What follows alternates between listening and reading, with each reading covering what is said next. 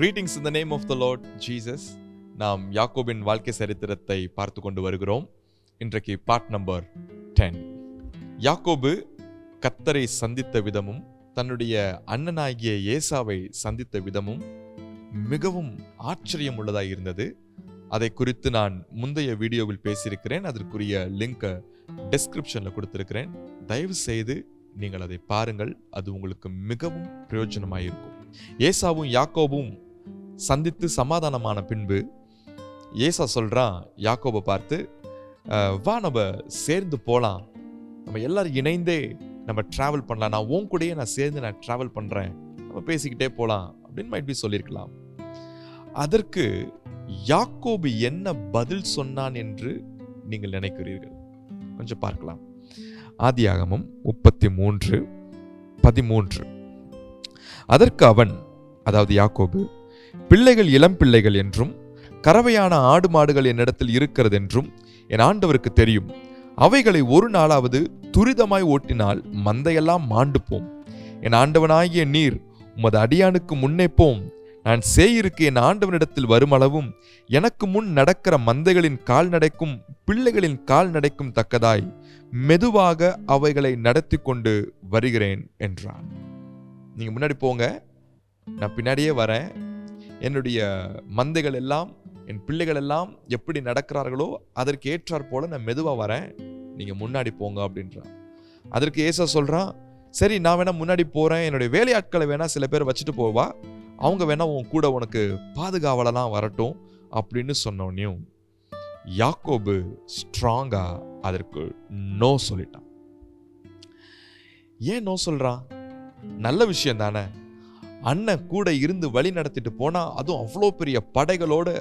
அந்த டைம்ல ஏசா ரொம்ப பெரிய ஆள், நல்ல நேம் வாங்கியிருந்தான். அவன் கூட வரான் அப்படின்னாலே ஒரு பெரிய பாதுகாப்பு, ஒரு கெத்து எல்லாம் இருக்கும்.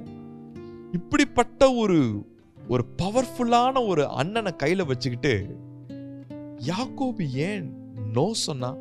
சில நேரங்களில் நன்மையாய் தோன்றுவதெல்லாம் நன்மை அல்ல, பாசிட்டிவாய் தெரிகிறதெல்லாம் பாசிட்டிவ் அல்ல.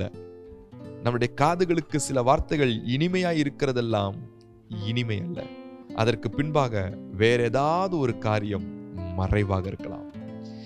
என்றைக்கு யாக்கோபு கர்த்தரை சந்தித்தானோ முதலில், அன்றையிலிருந்து கர்த்தர் தான் யாக்கோபை ஒவ்வொரு இடத்திற்கும் ஒவ்வொரு நாளும் வழி நடத்துகிறார்.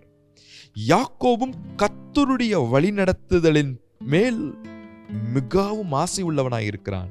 கர்த்தரும் யாக்கோபுக்கு அவ்வப்போது ஆலோசனைகளை கொடுத்து செவ்வையான பாதையில வழி நடத்தி வருகிறார். இப்பொழுது 100% யாக்கோபு கர்த்தரால் வழி நடத்தப்பட்டு கொண்டு வருகிறான். லாபானின் வீட்டிலிருந்து புறப்பட்டு ஒவ்வொரு இடமாக தேவன் தான் வழி நடத்துகிறார். வழி நடக்கிற போதெல்லாம் கர்த்தர் தான் அவனுக்கு பாதுகாப்பு கொடுக்கிறார். யாக்கோபுக்கு யுத்த வீரர்கள் கிடையாது, பாதுகாப்பு வீரர்கள் கிடையாது. அவனுடைய தாத்தாவாகிய ஆபிரகாமுக்கு கூடவே ஏராளமான யுத்த வீரர்கள் இருந்தாங்க, பாதுகாப்பு வீரர்கள் இருந்தாங்க. ஆனால் யாக்கோபுக்கோ அப்படிப்பட்ட வீரர்கள் இல்லை. இதையெல்லாம் கர்த்தர் அறிந்து யாக்கோபுக்கு போகிற வழியெல்லாம் கர்த்தருடைய தூதர்களை அனுப்பி பாதுகாத்து கொண்டாராம். சோ போகிற இடமெல்லாம் பாதுகாப்புக்கு தூதன், யாக்கோபுக்கு ஆலோசனை சொல்லுவதற்கு தேவன் கூடவே இருந்து வழி நடத்துகிறார். இந்த அனுபவத்திலே பழகின யாக்கோபுக்கு திடீரென்று ஒருவர் வந்து சொல்லுகிறார், ஒரு மனிதன், ஏசா அண்ணன், ரொம்ப ஸ்ட்ராங்கான பவர்ஃபுல்லான ஒரு ஆள், அவன் வந்து சொல்றான், நான் உன்னை வழி நடத்துறேன், ஏன் கூட வா, நான் உன்னை பாதுகாக்கிறேன், என்னுடைய ஆட்கள் உனக்கு துணையா இருப்பாங்கன்னு சொன்ன உடனே ஆவியில நிதானித்து சற்றும் யோசிக்காமல் கிளியரான ஒரு பதில் சொல்றான், நோ, நான் கர்த்தரால் வழி நடத்தப்படுகிறேன். இன்னைக்கு நான் உங்களிடத்துல ஒரு கேள்வியை கேட்க போகிறேன். நீங்கள் யாரால் வழி நடத்தப்படுகிறீர்கள்? சில நேரத்தில் உங்களை நல்லா நான் பார்த்துக்கிறேன், உங்களை நான் வச்சு உங்களை நல்லா ஓஹோன்னு வாழ வைக்கிறேன், இனிமேல் எதுக்கும் கவலைப்படாதடா, நான் இருக்கேன் என் மேல அப்படின்னு சில பேர் உங்க வாழ்க்கையில சொல்லலாம். கேள்விப்படும் பொழுது, கேட்கும் பொழுது அது ரொம்ப இனிமையா இருக்கும். ஆனால் இனிமையாய் தோன்றுவதெல்லாம் இனிமை அல்ல. சற்று உங்களுடைய ஆவில நிதானிக்க வேண்டும். இது தேவனுடைய சித்தம் தானா? இது தேவன் அனுப்பின மனுஷன் தானா? நான் தேவனால் வழி நடத்தப்படுகிறேனா? இல்லை என் ட்ராக்கை மாத்துறதுக்கு இந்த மனிதன் அனுப்பப்பட்டிருக்கிறாரா என்று நாம் நிதானிக்க வேண்டியது அவசியமாயிருக்கிறது. ஒரு வசனத்தை நான் காண்பித்துக் கொடுக்கிறேன். சங்கீதம் 143:10. உமக்கு பிரியமானதை செய்ய எனக்கு போதித்தருளும், நீரே என் தேவன், உம்முடைய நல்ல ஆவி என்னை செம்மையான வழியிலே நடத்துவாராக. இப்படிப்பட்ட டெடிகேஷன் நமக்கு தேவை. யாக்கோபு ஆண்டவருக்கு 100% தன்னை டெடிகேட் பண்ணியிருந்தான்.